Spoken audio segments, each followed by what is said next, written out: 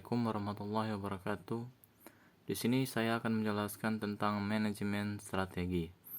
Menurut Wieland dan Hanger, 2012 menyatakan bahwa manajemen strategik adalah sekumpulan keputusan dan tindakan manajemen yang menentukan performa korporasi dalam jangka panjang.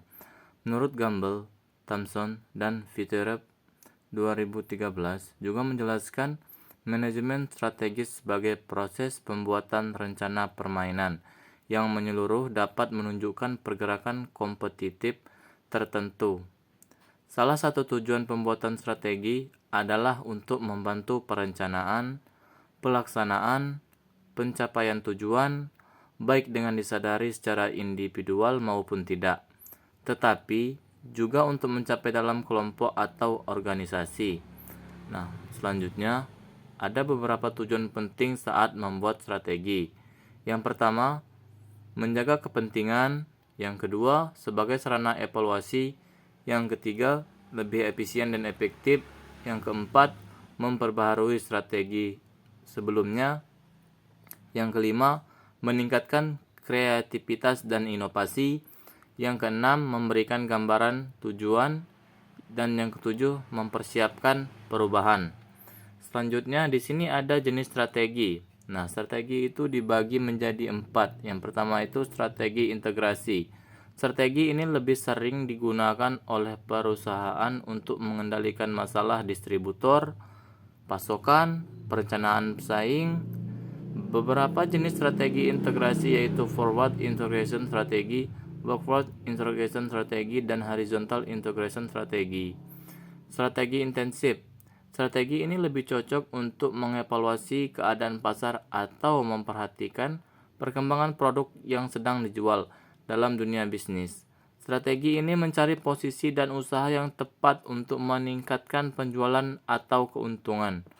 Nah, selanjutnya ada strategi diversitas. Nah, strategi ini berupaya pendekatan perusahaan untuk memasukkan barang atau jasa baru tanpa mengganggu selera pelanggan yang telah terbentuk. Jenis strategi diversifikasi adalah konsentrik, konglomerat, dan horizontal. Nah, selanjutnya yang tadi itu ada strategi desensif. Strategi ini bergantung pada rasionalitas dalam hal likuidasi biaya yang menjadi bagian penting dari keberhasilan dalam mencapai tujuan yang diinginkan tanpa mengganggu rencana atau pola yang sudah ada. Kemudian ada tingkatan strategi yang terbagi menjadi 3, yaitu tingkatan strategi korporasi, tingkatan strategi bisnis, dan tingkatan strategi fungsional. 1. Tingkatan strategi korporasi. Pada tingkat ini, strategi dibuat oleh manajemen puncak yang bertanggung jawab untuk mengatur kegiatan operasi organisasi yang memiliki berbagai lini dan bisnis. Kedua, tingkatan strategi bisnis. Strategi tingkat ini sering menggunakan pendekatan bisnis terhadap pasar, misalnya dengan mempertimbangkan sumber daya yang ada dan tetap diterima oleh pasar. Ketiga, tingkatan strategi fungsional. Strategi ini paling cocok untuk premis jika ingin mengambil bagian dalam manajemen perusahaan. Selanjutnya, isu-isu utama manajemen bagi penerapan strategi yang terbagi menjadi 13. Yang pertama, isu penerapan tujuan tahunan. Kedua, pembuatan kebijakan. Yang ketiga, alokasi sumber daya. Keempat, perubahan struktur yang ada.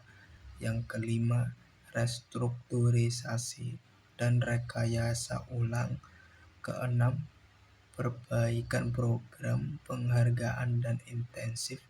Yang ketujuh, meminimalisasi penolakan terhadap perubahan. Kedelapan, pengenalan manajer pada strategi. Kesembilan, pengembangan budaya yang mendukung strategi. 10.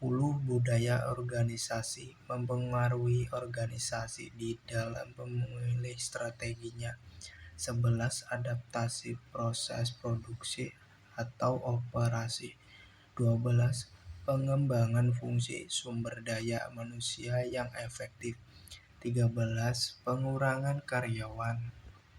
Kemudian mencocokkan struktur dengan strategi yang terbagi menjadi 4 bagian. 1. Struktur fungsional yang memiliki kelebihan pada efisiensi melalui spesialisasi, namun memiliki kekurangan yang menyebabkan spesialisasi yang sempit. Kedua, struktur divisional. Struktur divisional memiliki kelebihan dapat mengkoordinasi antar fungsi menjadi lebih mudah dan cepat, sementara kekurangannya mengakibatkan turunnya komunikasi antara spesialisasi fungsional. Ketiga, struktur strategic business unit yang memiliki kelebihan pada tanggung jawab yang jelas di setiap strategic business unit, namun memiliki kekurangan yaitu biaya lebih tinggi. Keempat, struktur metrik. Struktur metrik memiliki kelebihan yaitu tujuan proyeknya jelas dan ada banyak saluran komunikasi, namun kekurangannya dapat mengakibatkan overhead yang lebih tinggi. Kesimpulannya, manajemen strategi adalah proses penting untuk menentukan arah dan keberhasilan jangka panjang organisasi melalui perencanaan dan pelaksanaan strategi yang tepat, seperti strategi integrasi, strategi intensif, strategi diversifikasi, dan strategi defensif. Strategi ini dijalankan pada berbagai tingkatan manajemen, mulai dari korporat hingga fungsional, dan keberhasilannya sangat dipengaruhi oleh struktur organisasi, pengelolaan sumber daya, serta budaya kerja yang mendukung. Dengan penyesuaian struktur organisasi dan mengelola isu-isu strategi sangat penting agar tujuan perusahaan dapat tercapai secara efektif dan efisiensi. Sekian dari kelompok kami, kurang lebihnya mohon maaf. Assalamualaikum warahmatullahi wabarakatuh. See you guys, bye.